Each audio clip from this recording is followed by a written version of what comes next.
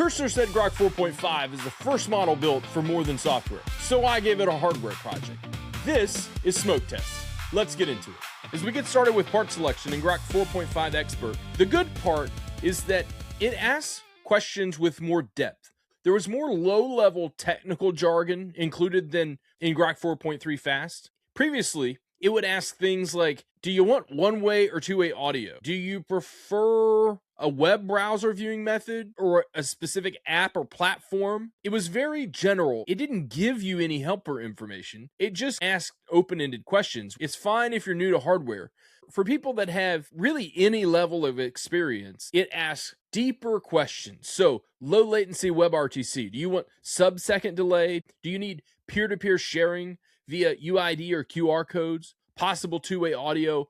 The way it asked these questions included a lot more of the technical pieces. If you're a beginner and you wanted to go off in another direction and figure out what that meant, you could, but you didn't have to. It gave you the two technical options it was choosing from, and then it asked you to make that decision. And as always with Grok, it says, hey, look, if you don't know the answers to these, that's fine. Give us your best shot, and we'll take it from there. Additionally, when it chooses parts initially, it includes rationale for every single part. That's really important in part selection, because as you read through those, you have the ability to say like, no, you missed this thing that I forgot to say that you didn't know. Because that rationale is there, it gives you the ability to go back and forth a little bit if you wish, or if that makes sense, let it ride. So things like the compute. The rationale includes it's got enough RAM and CPU for WebRTC, plus the overlays. That's really important as we think down the road at what piece of hardware is actually going to be capable of doing the job that we've asked it to do. Things like active cooling is important for sustained use. And things like object detection models that are running locally, it creates a lot of heat. It can cause heat problems depending on the cases that you put them in. And so things like that are really important to give the user the ability to say, whoa, I forgot to tell you something, or you missed this. It gives you the ability to go back and forth and iterate. The bad parts, though, is that the process wasn't nearly as good as it was before. In the last version that we tested, which was Grok 4.3 Fast, there was a two-step process where it took a guess, and then it asked questions, and it would refine, and then it did it again. And in total, it asked 12 questions. This time, it asked 8. It included a lot of the same questions as before, just not as many ancillary questions to round out the project. Maybe that's because the model thought it had all it needed. Maybe that's because it just isn't as good. My general assumption is that it just decided to not do this two-step iterative process. Just pump and dump, here you go. That's all. Let's move on to the next thing. It also assumed that you knew a lot of the answers to the technical questions. I think that's probably a good thing, but assumptions are not. Engineers make assumptions all of the time. But in a model that's trying to build something for you, assumptions are usually bad. They usually need to be restated as different individual questions to make sure that it's not missing something. Assumptions are really where you get into trouble of not seeing the whole project. And so we include it here as assuming that you know the answer to those things as a bad thing. Now, the thinking, specifically in part selection, took about 15 times longer than before. That's not the end of the world. It's 6 seconds versus a minute and a half, but it gives you enough time to get distracted. I don't think that's a great thing. I think fast answers are better. As we get into the parts list, the good things are that all of the links actually work. Every single one of them. Even the few Amazon links that are nestled in there actually work. The last model that we tested that really couldn't figure this out was Gemini. But let's be honest, it couldn't figure out a whole lot. These AI models are starting to figure out how to work with Amazon, and maybe that's because they've done something on their side to enable it, or maybe these models have figured out how to get around the Amazon link defenses. Either way, it's a really good thing. Having a premier retailer as a drop-in for any part is always a positive thing. Now, you know my opinion. I don't like to buy hardware boards from there, but it's great for a lot of the accessories. They carry a lot of options like Velcro ties and cable straps or standoffs or any of those things. And so it's always good to have that as a resource if it's available. If the link doesn't work, that's a problem. But it seems like they're starting to figure this out along the way. In addition, it gives decent optionality for all the parts that it selected and then have brought into this parts list. So you have a backup in case you need it, in case it's out of stock, in case it's going to be too long to ship, in case you want to buy it from a different retailer specifically. That's a really good thing to give you a little bit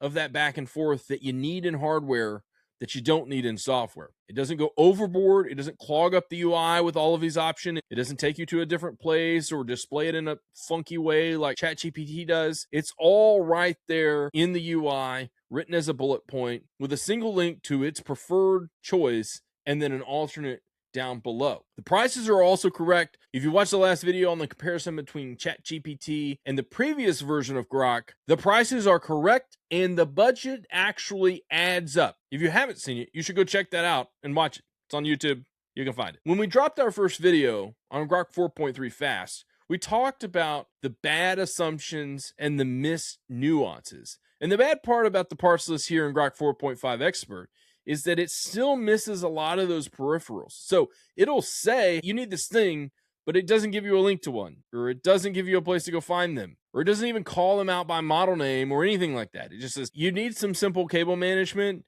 like Velcro ties, etc., or an Ethernet cable. But really, you can figure that out. Now, I'm not a big fan of that. While that may be trivial, sometimes that gets complicated depending on what we're talking about. If you've ever accidentally bought a crossover Ethernet cable, you know exactly what I'm talking about. It's very tedious to find exactly what you need if you're looking in a sea of endless options. That's actually one of the reasons I don't like purchasing things on Amazon. There's too many options. And so that can get complicated or even fry a board if you're not careful. Is it a big deal with Velcro ties? No, I have some, but assumptions in general, no bueno. And lastly, it feels still like a bunch of disparate parts that are kind of crammed together in a Word doc rather than a cohesive parts list for a singular project. The reason for that is because of the way it writes it in the UI. Grok historically hasn't done documents right off the rip. It especially hasn't done things like a bill of materials. I don't expect that to change. And so you just kind of got what you got. If you don't mind it, there you go. If you don't like it, though, that's a problem. You have two options. You can either tell it to do something different explicitly, or you can go somewhere else. So let's go to build instructions. The good part of build instructions. Grok does a good job, better than anybody else, of understanding the methods in which people build and test hardware in increments. Every single other model says fully build it out, fully install the software, and then use it right away. Grok doesn't do that. They understand the general philosophy of testing it first, installing the software in phases, testing incrementally, and then building the final attached version. That is the correct way. It will take you a very small amount of time when everything goes right, and it will cost you dearly if you don't follow that process when things go wrong. We've talked about this before, having to tear boards apart, having to disconnect, having to cut cable ties. And so when you're taking it apart or you're putting it together and you misalign pins, pins get bent, things get broken. Every time you handle it is a potential for extra failure that didn't exist when it arrived at your doorstep. So when things don't work and you haven't put it all together, because you've saved that for a later step, you have less chance of catastrophic failure that cascades to every single system. If you've ever overvoltaged a board before, you know what I'm talking about. Those overvoltage or current spike problems tend to sit there and wait for a while until a period of time, and then they explode.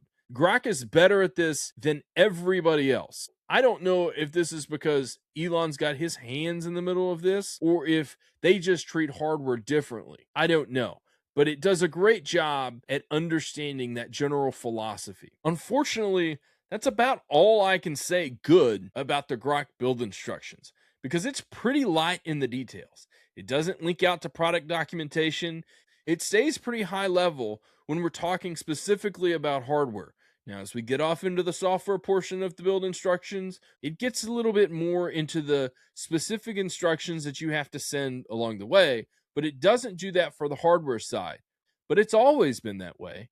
It's always been very concise and hasn't been super expansive. In comparison to something like ChatGPT, which wanted to write a 300-page document. Very different approaches from two very different models. And lastly, the instructions have required items that it didn't include in the parts list. Now, this is a pet peeve of mine. If you thought enough about needing it in the build instructions, you should also think enough to include it in the parts list. But it doesn't. It still doesn't understand these nuances of building hardware. A few final thoughts. Grok does things differently than other models. If you ever try to nail down which model you're actually using, good luck.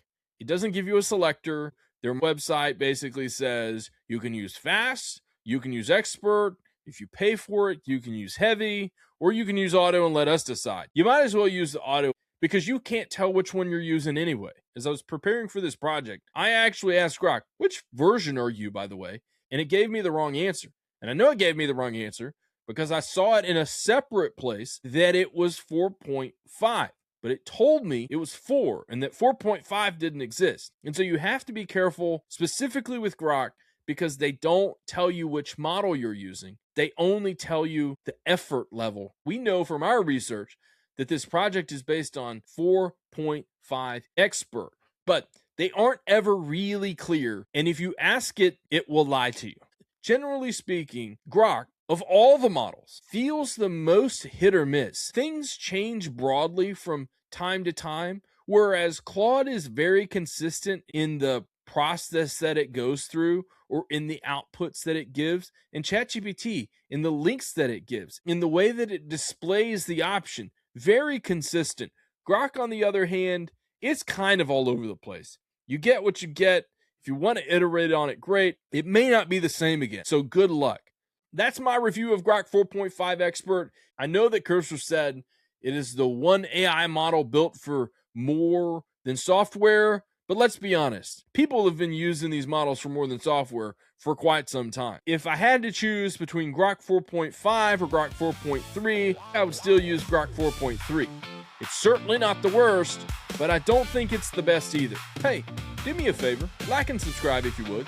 You've made it this far already, and it helps the channel out. And if you want more of this type of content in your inbox, sign up for our weekly newsletter on AI for hardware. Honest takes without the hype. If you sign up today, we'll give you 10% off anything you purchase. You can find it at smoketest.show. That's smoketest.show. This has been SmokeTest. My name's Brandon. We'll see y'all next time.